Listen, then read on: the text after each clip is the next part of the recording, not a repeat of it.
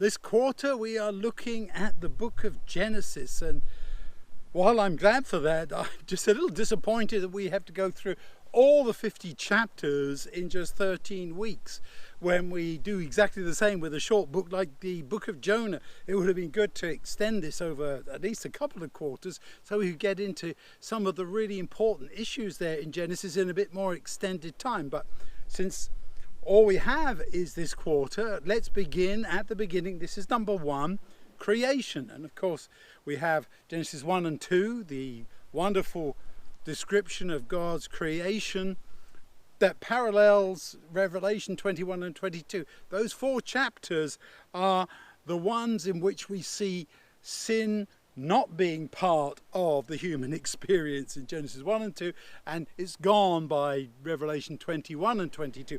All that's in between is the record of this sinful world. But let's concentrate on the positive. God saw that it was very good, and he wasn't being self-congratulatory in that regard. He was simply describing what was there. He made it and it was good, and then in the end it was described as very good, to tell us that God didn't do a job of making things that weren't good, weren't perfect, weren't great. God is not the author of evil. I think that's what Moses was trying to say as he describes God's work. As you know, in some belief systems, God is credited with both good and evil. No, our God is the good God who doesn't have anything to do with evil. Evil is the absence, the opposite of good, and that is of course enshrined in the rebellion of Lucifer. That comes later, and of course the fall of Adam and Eve. But there are some quotes here that I put in the notes for this time that I thought might be kind of interesting to look at in terms of what we really should be thinking about in our description of creation, because as you know, perhaps the vast majority of people, at least in the West, believe that evolution was the way in which the world came about, and it came about in the Big Bang out of nothing. They'll talk about a singularity or something like that. Here's a quote though that I thought was very appropriate from G.K. Chesterton.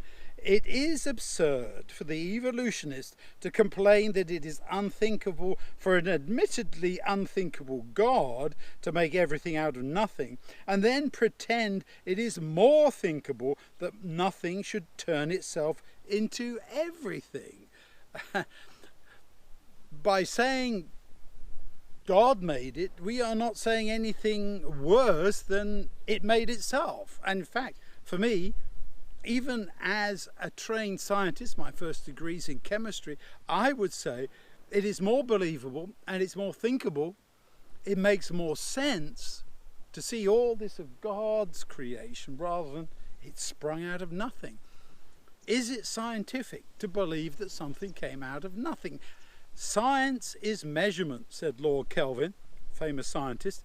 Have we ever measured that? Have we ever observed it? Have we ever seen in the whole of recorded human history anything come out of nothing? No, it doesn't happen that way. And there are scientific laws that we've discovered that prove that. Something cannot come out of nothing. That just is a scientific impossibility. So to say it happened is not good science. Now, you can also say, well, we weren't there at creation. We can't prove that what we read in Genesis actually did happen the way that is described there.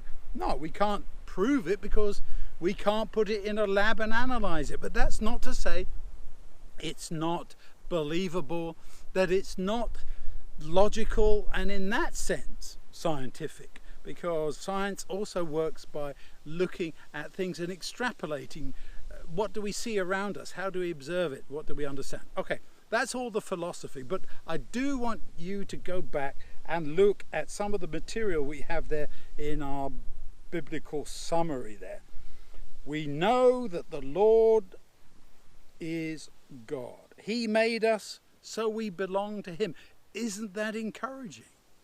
That we belong to God, that we can trust in him, that he made us. For me, that is I don't know how best to say, a cardinal fundamental truth, because we can believe that God did make us. It's very reassuring, it's very encouraging. I don't know how you live when you think, I just came out of nothing and there is no God and all we have is here.